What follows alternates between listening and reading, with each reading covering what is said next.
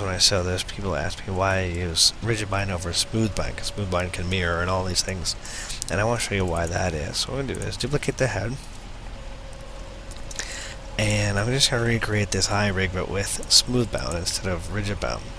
So I'm going to take the original head that we bound here and hide that. There it is. And let's go ahead in here and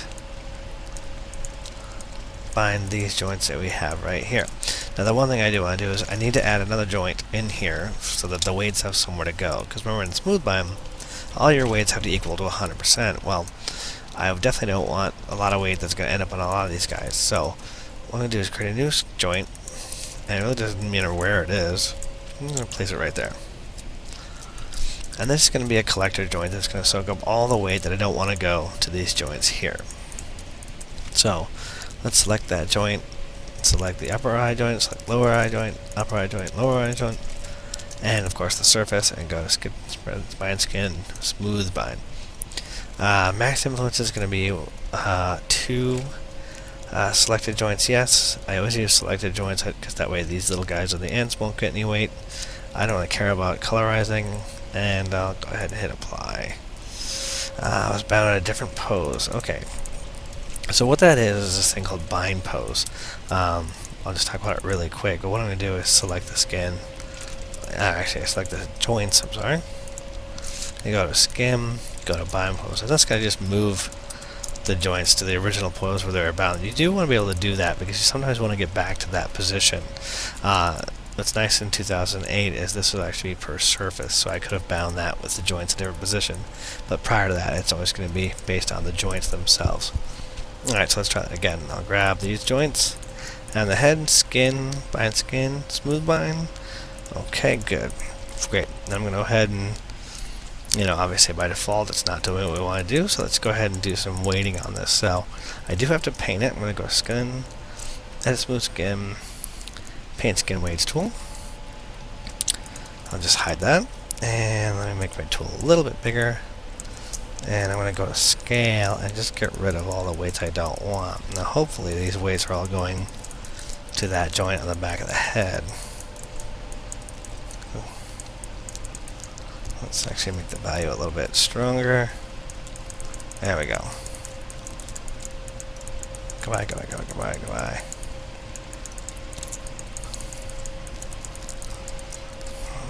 Alright, scale that down. Okay, good. We just have that area of the eye there. And actually, just for this example, I'm going to mute all the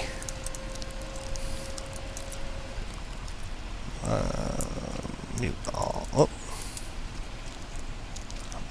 mute selected. Okay, I'm getting a little bit of an error. Okay. Okay. For some reason it's not muting. There we go. There we go. But on this eye, I do want it to move. So there we go. It's all unmuted. Great. So I'm only moving that eye right there. Alright. So let me actually just paint a little bit more out. Paint some of that out. Alright. Hopefully I can just smooth this and make it look better.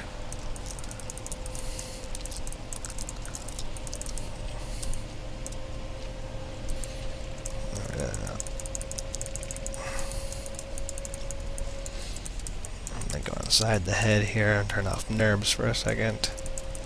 Smooth all this out. That's better. And this area that's poking through, I'm just gonna scale that back again. Paint it similar to the way I'd paint any other weight.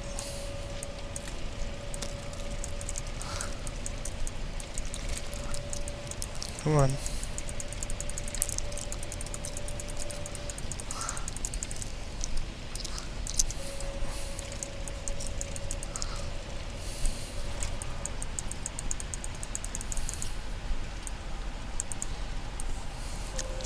That's good. And do a little more smoothing. Alright, let's bring that joint. Okay, great. Now we got our eyes back. And what I want you to check out is when this closes, some of that stuff that's happening. You'll notice on the side here, I'm going through the joint, the skin's going through the eyeball just a little bit there. And you've noticed the eyelid is actually not following that joint. If I select that joint while I rotate, you notice that the skin kind of comes almost straight down. It's not necessarily a bad deformation, but it actually makes things a little bit more difficult. Because now I've got to figure out a way to keep that from doing what it's doing. It's not closing like an eye, it's sort of being pulled. And that's what's about Smoothbind, is that it sort of pulls the skin around rather than rotates the skin around. A little bit more realistic for some things, but maybe not necessarily for this. If I bring back my old head that we were using earlier, and we go to the side view here and watch it close, you notice how it pulls it. See how it pulls it forwards to go over the eye.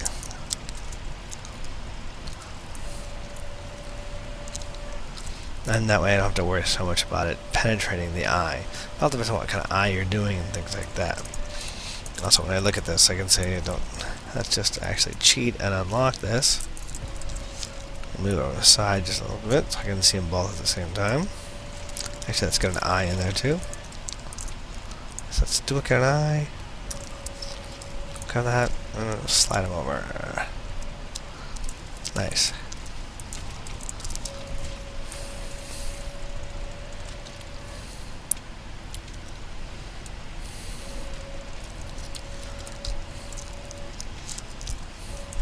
So, I can't really get rid of that issue.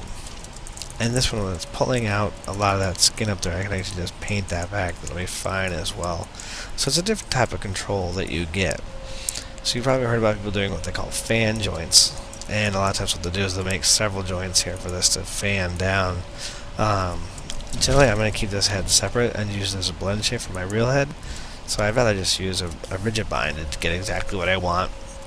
And a lot of times too, I'll just bake that out to blend shapes anyway. So in the next section, I'll show that.